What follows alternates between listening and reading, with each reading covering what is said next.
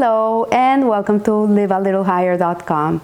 This week we read a double portion of the Torah with these two parashas of Tazria-Metzora.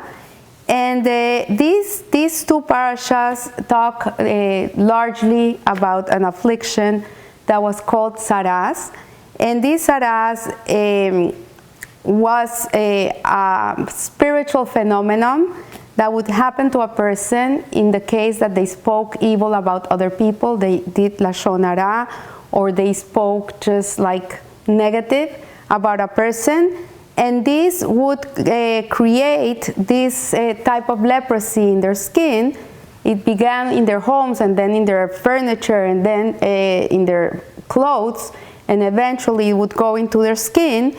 And this malady, this affliction that the person would have, that's called saras, that it looked like a dermatological issue of the skin, but really it came from 100% a spiritual malady. So in those times when we had the Mishkans and the Mishkan, the tabernacle, and the Beit HaMikdash, the Jewish people were in a very high level of spiritual. So anything that happened in a material sense would manifest in their bodies. So one of the things that we see in these parashas is that in order for a person to be diagnosed with this spiritual malady, the person that they had to go and look and go and see was not a doctor, was not a medical person.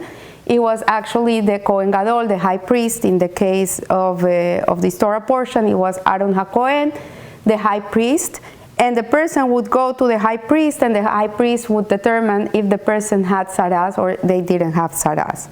And so even after the diagnosis of saras had been made, then this person would come into a state of ritual impurity, and the person would need to be isolated, quarantined for 40 days, where he would be isolated from the rest of the people, and then he would have to do teshuvah, he would have to repent, and he would go into the mikveh and become ritually pure. And then he would go to the Beit HaMikdash or the Mishkan, and he would bring these two doves and sacrifice one of them, and the other one would be set free. And this would render a person to be able to come back to society. So this is a very perplexing thing that happened in those days, and the way that it's cured. And it really, since it's from a spiritual nature, it's hard for us to understand the way in which a person would become clean again. But what we can understand is that the role of the Kohen, which was the commander, was this spiritual doctor that was the one that would diagnose the person with the saras. He was the one that was chosen for this, because the Kohen Gadol was a person that had immense love for his fellow Jews. So we see that the Kohen was the person who loved peace, and he pursued peace, and that he loved God and he loved his creatures. So in this sense, the Kohen was the only one that had the capacity to tell a person you have saras. And it's precisely because the Kohen is the paradigm of love and kindness that the Torah entrusts the Kohen to be the only person to have this task of rendering a person impure in the case of saras. We see also that something very interesting about this is that what rendered a person impure was the Kohen. For example, if you would go to a doctor nowadays and you have a throat ache, and he looks at your throat and he will say you have strep throat, he will say you have strep throat because obviously he did a swab and he can see that you have strep throat, so he'll send you the antibiotic. But in the case of the Metzora, of the impure person, because he did the saras, if the Kohen would look at the person, look at the situation in his skin, he would determine if the person had saras or not. It was all based on a spiritual matter. It was not based on what he saw. It was more based in if the Kohen would say he has saras, he has saras. If he doesn't say he does not have saras, he's pure. But it came through the mouth of the Kohen. So this explains a rather puzzling statement in the Talmud that says speaking ill of another kills 3 people: the speaker, the listener, and the one whom is spoken about. The speaker obviously commits a grave sin by deriding their fellow, by talking evil about someone else. The listener also is a partner in this lashon hara. When you're sitting with someone and someone is talking bad about someone else, you're a partner in crime. Even if you don't say one word, you're listening. And then why would the Talmud say that the person that is speaking about also has a spiritual death? So indeed, such is the case. A person may possess an evil trait or a tendency, but their quintessential goodness, his intrinsic soul, is good. And ultimately, when a person speaks bad about another person, in reality, he's helping bring out the bad qualities of a person. So the Lubavitcher Rebbe, he was very, very strict about people speaking positive about other people, that try to always judge people in a favorable way, look at people with good eyes, because when you speak about a person in a negative way, in a certain spiritual sense, the negativity of the person is going to come out. When we speak positive about another person, even if the person is not there, the positivity that is being spoken about influences the goodness in that person to come out. So the sages teach that the measure of reward is greater than the measure of punishment. A negative force, when applied positively, is far more powerful. If speaking negatively of others has the effect of accentuating, actualizing the potential, but in a person, how much more does praising verbally a person, saying good things about another person, can also bring the goodness in that person.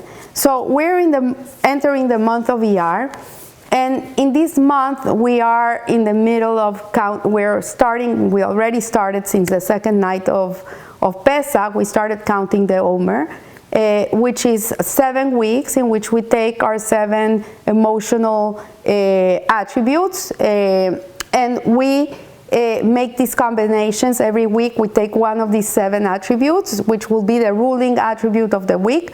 For example, in this week we're working with the attribute of Gevura, which is justice and discipline, Din, which is strictness, and we're putting every night one attribute within this attribute.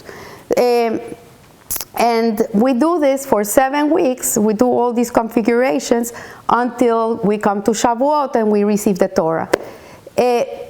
During these weeks that we're now counting the Omer until the 18th of the month of Iyar, we're gonna be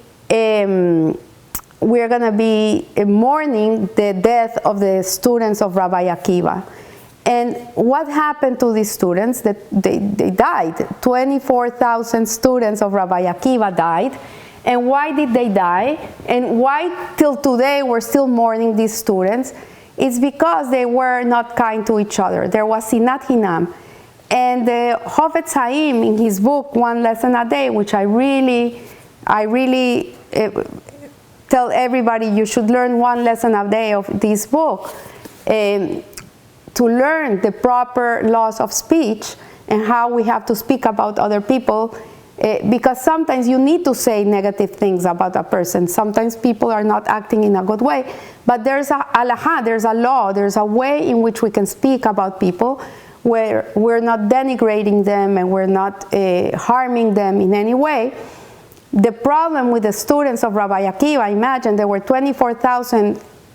This was not regular people. These were the tzaddikim of the time. How can it be that they died in a plague because they were not nice to each other? How can that be? And the reason that they were punished so severely was because they had no honor one towards the other. So they were, like we're today, people have views, their views, and they have no ability to listen to another person's point of view without being offended, without criticizing the person. And in the level in which the students of Rabbi Akiva were, this was considered terrible. It was sinat hinam to its biggest expression of not hating people for no reason. And the Hovetz Haim, in his book, he begins speaking about the source of exile, why we are still not redeemed from this horrible exile that we've been wandering around like for more than 2,000 years, and we haven't had our Beit HaMikdash rebuilt. And the reason is because we still haven't corrected this trait of sinat hinam, of not getting along with people because they don't think like us. And this comes from a place of baseless. It has no reason. I know of people that their whole families have been destroyed because they don't think the same way and they can't be together. And this is very sad. So the sin of Lashon Hara really falls in this category of sinat hinam. And every year, every generation that the temple is not being rebuilt is as if we ourselves destroyed it. And in a time of a lot of communication, instant communication, you can hear news everywhere from everybody, TikTok, this one, that. One of the most prevalent things that are in our midst today is this negativity that is taking over the world. And the antidote for this is that we, instead of hating each other for no reason, we start loving each other for no reason. And one of the ways to do it is with our mouth, making sure that we're not speaking evil about anybody, that we try to speak positively about people and try to look at the good in others. And in this way, God willing, we will be able to be redeemed, because the moment that we start seeing that we are one people, one nation, under one God, one Torah, one everything. This week we're celebrating Yom HaShoah, and we saw 6 million Jews being murdered by the Nazis in gas chambers and in the most horrific ways. And we have to learn our lesson, that we go together. It doesn't matter who believes what. Whatever you believe in, it doesn't matter. At the end of the day, sinat hinam will destroy everybody. No, if you're right, if you're wrong. There was one Rebbe, I don't remember his name, but when he was marching in the March of Death, he said that if there's one thing that he misses from the Holocaust, was a big tzaddik. He said that they were all marching with no beards. Everybody was bald and no hair in the face. Everybody looked the same. The religious and not religious, the most righteous rabbi with the less righteous Jew. Didn't matter. They were all together. They were all marching together. They were all hugging each other because it was so cold, so cold. They only wanted was the warmth of another human being. So if we keep this in mind and we remember that when we hurt someone else, we're really hurting ourselves, and not only ourselves, we're hurting Hashem, then we will step back, we will stop for 1 second and just close our mouths and smile. And if you have nothing nice to say, it's better to keep quiet. So I want to wish you a blessed week, a Rosh Chodesh Tov, and remember, live a little higher. Thank you.